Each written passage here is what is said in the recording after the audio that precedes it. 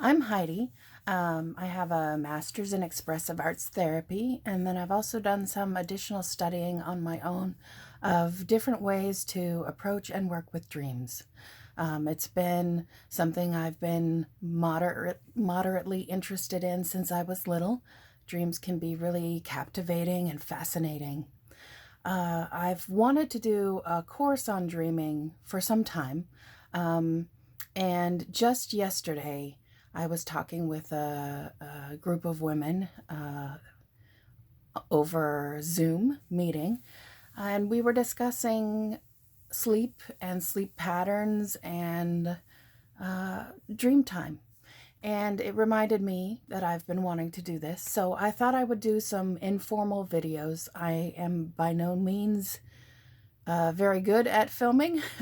This is probably my fifth video ever. The only other ones I've done have been Facebook Live videos reading poems out loud for National Poetry Writing Month.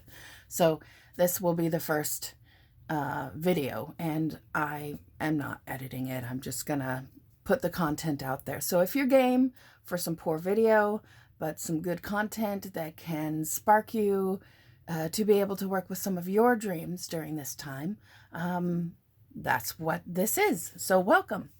The very first thing that I want to talk about is you can do no work with dreams if you do not have a dream journal.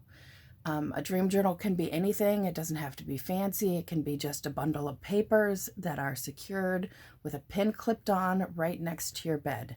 So these need to be accessible to a level that you can stumble half asleep, grab, and begin writing. That is the only way to get the information and begin doing the work, because what often happens is what I call subconscious slip. So dream time can be several things, and there are several philosophies about it. Some people believe that dreams are just random junk from your day, and that there's nothing important in them. Some people believe that dreams are profound and they are a connection between your subconscious self and your conscious self. And some people believe that dreams tap into the collective unconscious, or the whole, or to the well of all things, or that they are a time outside of time, or an all time. There are so many philosophies about dreams, and you can really look them up and study them. The one thing about dreams is that if you do not dream,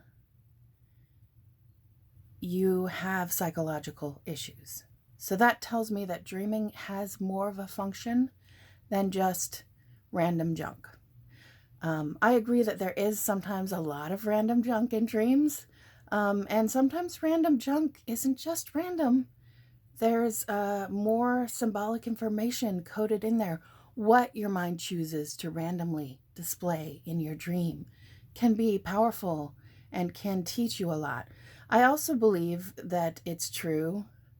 I believe it's true that it's just random junk. I believe that it's true that it is a connection between your conscious self and your subconscious.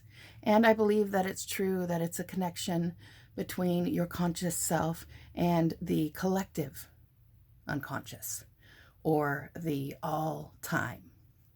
So my understanding and opinions on dreaming is that it is all at once functional and a way for us to process what we may not be able to cope with in daily life during sleep. So it's a healing for our psyche and our minds.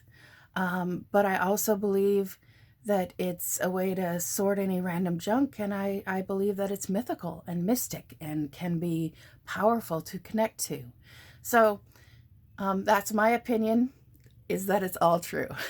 So having said that, one of the things that happens a lot is subconscious slip, and that's a term that I made up myself. And subconscious slip is when you start to learn something and know it, and it's really powerful, and you can feel how cathartic it is and how important it is. But if you don't write it down, it slips back into subconscious and you lose it again for a time. And then it takes longer to get to a point where you're able to pull it back up again and process it.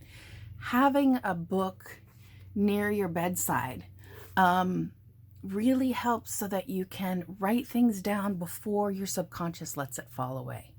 So before you come to full wakefulness, kind of in that in-between, I'm awake, I'm not awake, is when writing the dream down becomes more powerful.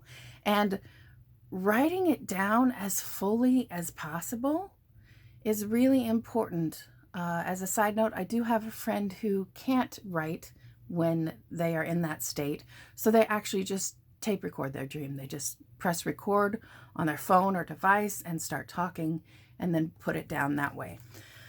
I write mine down, and in order to make it more possible for me to get it fully out there, I've created a dictionary, and that's what this video is about. It's about some of the basics of dreams that I've just covered now, but about getting a way to record your dreams down, but mostly it's about my cheat sheet for recording dreams. So it becomes really important to have a shorthand for dreams. And I'm going to just share with you some of my definitions. So on the first page of my dream journal, I've got a list that is a dictionary that helps me write in shorthand. So first, dates. And I'm just going to read how I wrote this down. Dates. I'll date it the date of the morning I am writing, which means the dreams are from the night before. Okay, so that's just for myself. In fact, I even wrote, not that anyone but me will ever read this, but there you have it. So make sure you know with your dates what your date scheme is. So that way when you refer back to events and things that have happened, you have a solid way to understand when the dream happened in the timeline we live in. So my next shorthand is IRL, which means, of course, in real life. This denotes that a dream character is someone I know in life, or it's something I've actually done in life. So often in dreams, for me, it's a mix of fictional things and fact things. So it becomes powerful for me to record that this is someone from real life, or this is something that really happened in real life. That way I don't have to write 5 sentences saying, this really happened, it was this thing from real life. I can just write IRL and be done with it. IDK is, of course, I don't know, and that becomes important for me. Name/name or place/place. What this means is that the character or place is a combination of more than one person or more than one place. It can also be used for things. So this happens to me a lot. I will be the main character in my dream, but it will be me, but also another character kind of combined, or I'll be interacting with something that is both, or a place. I'm interacting with a place. It is both the house I grew up in and the house I'm living in now, and they're both combined into one. That's a very hard thing to explain when you're just waking up, and writing those nuances down is really helpful for me. So I will just write childhood home / IRL home now. And then I've explained all of that, and it doesn't take me forever. Also, maybe a character that you're relating with in your dream is a combination of someone you know from work and someone you know from a workshop you went to 8 weeks ago that you didn't even get their name. So you can write the first person's name / unknown person from workshop, and then you have that sort of put together and can unpack that at a later date when you're awake. My next thing is consciousness. So here I say, I want to talk about awareness of IRL me, or awareness of in real life me. Usually in dreams, I manifest as in real life Heidi, as me.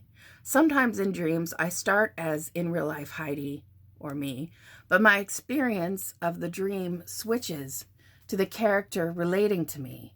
My consciousness is still Heidi, and I'm aware that I'm not the character interacting with me, but I experience the feelings, thoughts, and sensations of the person with me. I'm still Heidi in the dream, but my awareness goes empathetic and gives me all the data of the not me I'm relating with. And so I created a name for this thing that happens, and I'm calling it an empathic paradigm shift. So that's how I make sense of that and can write that that has occurred in a dream. That I'm not just relating with a character during dream time, that I'm actually inside that character at the same time as I'm being me, which is a very powerful thing when it happens to me in dreams. The next term I write about is movie mode. And I write, my roommate often has dreams where he is not any character or thing. He says it's like playing a video game or watching a movie or reading a book. The dream isn't his consciousness, just an awareness of not him characters as events unfold. So when this happens for me, I'm going to call it movie mode. And that makes it easy. You can just write movie mode at the top and then write about the dream, and you're done. And you don't have to explain all of that. Earlier this week, I had some unique dreams I've never had. I needed to find those types to make journaling easier. Not this life, Heidi. When it's me in the dream and my age, characteristics, body, gender, home, location, relatives are not the same as in real life Heidi, but the consciousness is still me. I don't know if this is a past life thing or a parallel life thing or what. That's not important. I just wanted a way to talk about this. So not this life Heidi. Quantum leap Heidi. Like the TV show of that name, it's in real life me experiencing someone else's life from within, making the choices but not knowing what that person knows. Someone else's dream. It's not 100% like watching in movie mode, and it's not that I've 100% quantum leaped in. It's more like I know it's someone else's dream I'm having. And that's something that occurs for me. You may not need all these terms. I'm just providing them as an example of some things that you can do. So thinking about dreams you've had in the past and remembered, and what strange things occurred, and how you can come up with names for them. So that's why I'm reading these, not so that you adopt them all, but so that you have some examples and can put together a dream lexicon for your own use, for shorthand writing down your dreams. Remote viewing. It's movie mode, but in the in real life qualities that make it feel like I'm viewing something real happening now, or that recently happened, or that happened in the past. Like opening a window to that location and being a fly on the wall while real life events occur.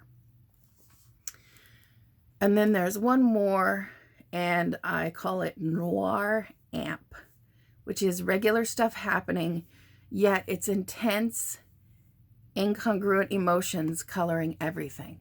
So that's when it's like you're in your own noir movie with a filter. Everything's black and white and the emotions are over the top. That happens sometimes in dreams for me as well.